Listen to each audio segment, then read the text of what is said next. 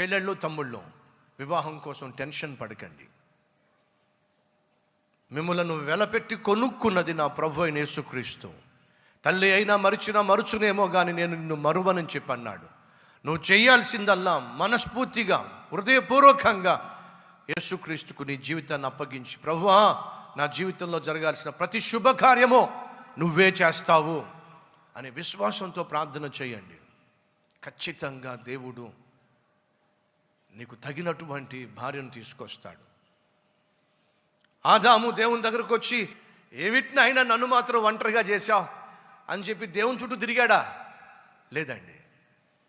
ఆదాము ఒంటరిగా ఉండుట చూచి అది మంచిది కాదని ఎవరు స్త్రీని తీసుకొచ్చారు?